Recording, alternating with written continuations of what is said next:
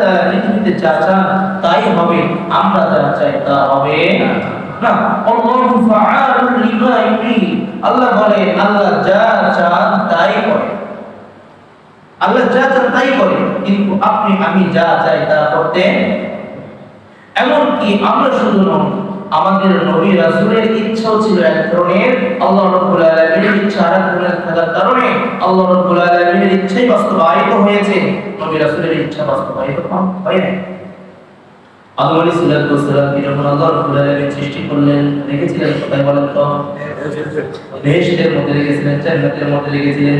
আদম আলাইহিস সালামের ইচ্ছা ছিল উনি সর্বদাই জান্নাতের মধ্যে থাকবেন, কিন্তু আল্লাহ রাব্বুল আলামিনের ইচ্ছা ছিল আলাদা, জান্নাত থেকে বের করে দুনিয়ার মধ্যে পাঠাবে। এখন আপনারাই বলেন কার ইচ্ছা বাস্তবায়িত হয়েছে?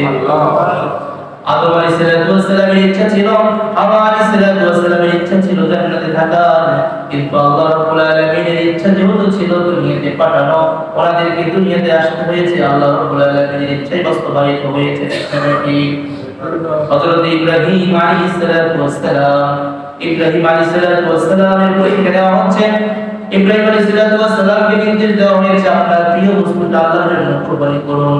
পরিশেষে ওনার সন্তান ইসমাঈল আলাইহিস সালামকে কুরবানি করবার জন্য মিনার প্রান্তে নিয়ে চলে গিয়েছেন। ওনার ইচ্ছা কি করা? কুরবানি করা। ইব্রাহিম আলাইহিস সালামের ইচ্ছা কি করা? কুরবানি করা। কিন্তু আল্লাহ রাব্বুল আলামিনের ইচ্ছা কুরবানি করা নয়, কিন্তু কার ইচ্ছা বাস্তবায়িত হয়েছে? আল্লাহ। ইব্রাহিম আলাইহিস সালাম আল্লাহর খলিল, তথাপি তার ইচ্ছা বাস্তবায়িত হয় নাই, বরং আল্লাহ রাব্বুল আলামিনের ইচ্ছা ছিল ইসমাঈলকে জবাই করা হবে না। ইব্রাহিম আলাইহিস সালাম ইসমাঈল আলাইহিস সালামকে শোয়া দিয়েছেন, ছুরি ধার করেছেন, গলার মধ্যেও চালিয়ে দিয়েছেন। দুনিয়ার নিজাম হলো যখন গলার মধ্যে ছুরি চালিয়েছেন, সাথে সাথে তো গলা কেটে যাওয়ার কথা, কিন্তু আল্লাহ রাব্বুল আলামিনের ইচ্ছা ভিন্ন থাকার কারণে, আল্লাহ রাব্বুল আলামিনের ইচ্ছা ভিন্ন থাকার কারণে একটা পশম পর্যন্ত কাটা যায় না। সুবহানাল্লাহ। এই জায়গার মধ্যেও ইচ্ছা বাস্তবায়িত হয়েছে কার? আল্লাহ রাব্বুল আলামিনের ইচ্ছা বাস্তবায়িত হয়েছে। নূহ আলাইহিস সালামের যুগে নূহ আলাইহিস সালামকে যখন বলা হলো আপনার কোন উম্মতকে অবশিষ্ট রাখা হবে না, আপনার কোন জাতিকে অবশিষ্ট রাখা হবে না, সকলকে ধ্বংস করে দেওয়া হবে, তবে যারা ঈমানদার এরা ব্যতীত আপনি নৌকায় উঠুন। ওই সময় নূহ আলাইহিস সালামের অন্তর ছিল তার সন্তানকে নামকে বাঁচাইবে। ইয়া বুনাইয়া ইরকাব মা'না ওয়া লা তাকুম মা'আল কাফিরিন। যখন পানি বেশি হয়ে গেল, পানি যখন আস্তে আস্তে বাড়তে লাগলো, নূহ আলাইহিস সালাম তার সন্তানকে নামকে বলছেন ইয়া বুনাইয়া, ও আমার সন্তান, ইরকাব মা'না, তুমি আমাদের সাথে চলে আসো, নৌকার মধ্যে আরোহণ করো, ওয়া লা তাকুম মা'আল কাফিরিন, কাফিরদের সাথে থেকো না। নূহ আলাইহিস সালামের ইচ্ছা ছিল সন্তানকে বাঁচিয়ে দেবেন, নবীর ইচ্ছা, নূহ আলাইহিস সালামের ইচ্ছা ছিল সন্তানকে বাঁচিয়ে দিবেন, কিন্তু আল্লাহ রাব্বুল আলামিনের ইচ্ছা ছিল অন্যটা। এই জায়গার মধ্যে ওই ইচ্ছা বাস্তবায়ন হয়েছে কারটা। যখন নৌকার মধ্যে আসার জন্য ডাকলো, উনি বললেন যে না আমি যাব না। তারপরে আস্তে আস্তে পানি এসে হঠাৎ একটা বড় ধরনের ঢেউ এসে নূহ আলাইহিস সালামের সন্তানের মধ্যে আর নূহ আলাইহিস সালামের মধ্যে আলাদা করে দিলেন, সন্তানটা ডুবে শেষ হয়ে গেল। আল্লাহ তাআলা বললেন ইন্নাহু লাইসা বিআলি, ও নূহ তোমার সন্তানের জন্য আমার কাছে দোয়া করেছিলে, কিন্তু সে তো তোমার আহাল নয়, এই জন্য তাকে আমি বাঁচিয়ে রাখি নাই। এই জায়গার মধ্যে সিদ্ধান্ত বাস্তবায়ন হয়েছে আল্লাহর দিন। আমাদের নবী আলাইহিস সালাম তো সাইয়্যিদুল মুরসালিন, যত নবী আসছে সকল নবীর সরদার। আমাদের নবী মুহাম্মদ রাসূলুল্লাহ সাল্লাল্লাহু আলাইহি ওয়াসাল্লাম এক সময় বিবিদের সামনে শপথ করেছিলেন মধু আর পান করবেন না। কি পান করবেন?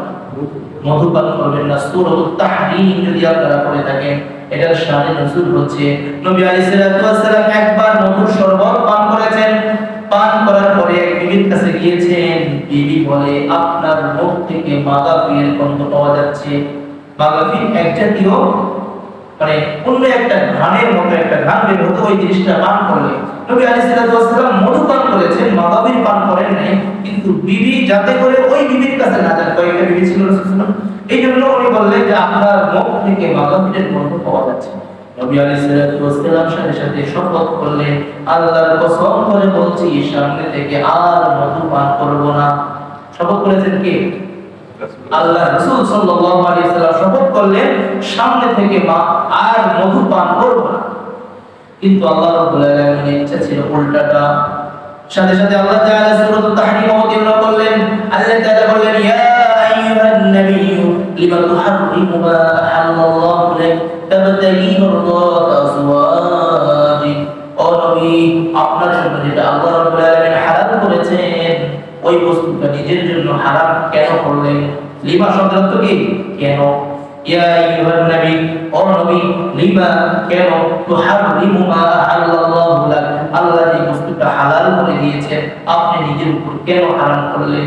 তাবতাগী মারদাত আজওয়াজিক, আপনার বিবিকে সন্তুষ্ট করবার জন্য, আপনার বিবিকে সন্তুষ্ট করবার জন্য কেন হারাম করলেন? সাথে সাথে নবী আলাইহিস সালাতু ওয়াস সালাম নিজের ভুল বুঝতে পারলেন, পছন্দ করার বিষয়টি বুঝতে পারলেন। উনি আল্লাহ তাআলার কাছে শপথ ভঙ্গ করার কাফারা দিয়ে দিলেন আর সাথে সাথে মধু পান করলেন। সুবহানাল্লাহ। আমার বলার উদ্দেশ্য এই জায়গার মধ্যে আল্লাহর ইচ্ছা ছিল মধু পান করবেন, উনি মধু পান করবেন, ওনার ইচ্ছা ছিল মধু পান করবেন না, কিন্তু এই জায়গার মধ্যে সিদ্ধান্ত বাস্তবায়িত হয়েছে কারটা? আল্লাহ রাব্বুল আলামিনেরটা। সর্ব জায়গার মধ্যে সর্বস্থানের মধ্যে আল্লাহ রাব্বুল আলামিনের সিদ্ধান্ত যেহেতু বাস্তবায়িত হবে, নবী রাসূলের সিদ্ধান্ত যেহেতু কি হয় নাই, গ্রহণযোগ্য হয় নাই, সুতরাং আমার আপনার সিদ্ধান্ত কি এরকম হবে নাকি? কখনোই না। তার মানে কোন জিনিস পাইলেও আশা করেছি ওই জিনিসটা আমার হবে। আদম আলাইহিস সালাম আশা করেছিলেন জান্নাতে থাকবেন, নূহ আলাইহিস সালাম আশা করেছিলেন তার সন্তান তার সাথে থাকবে, ইব্রাহিম আলাইহিস সালাম আশা করেছিলেন তার সন্তান কুরবানি হবে, মুহাম্মদ রাসূলুল্লাহ সাল্লাল্লাহু আলাইহি ওয়াসাল্লাম আশা করেছিলেন মৃত্যু পার করবেন না, কিন্তু আশাটা বাস্তবায়িত হয়েছে কারটা? এইজন্য এমন আশা করব না আবার আশা করব, আশা করার পরে যদি না পাই নৈরাশ হব না। আমি আশা করলাম আল্লাহ আমাকে দিল না, আমার শুধু ছেলে সন্তান নিয়ে নেয়, আমি আল্লাহর কাছে কত আশা করলাম আল্লাহ আমাকে দিল না, নাউযুবিল্লাহ, আল্লাহকে বেশি ডাকবো না, নাউযুবিল্লাহ। অথবা আমার মেয়ে বারবার মেয়ে হচ্ছে, আমাকে আল্লাহ তাআলা ছেড়ে দিলেন না, আল্লাহর উপর আশা করলাম, ও আল্লাহ দুইটা খাসিও সত্য করলাম, আমার রোগ ব্যাধি মুক্তির জন্য গরু জবাই করলাম, উট জবাই করলাম, কুরবানি করলাম, কিন্তু রোগ থেকে মুক্তি পেলাম না। আমার আশা ছিল আমি রোগ থেকে মুক্তি পাবো, কিন্তু পেলাম না। আল্লাহর উপর আশা ছেড়ে দেওয়া যাবে না।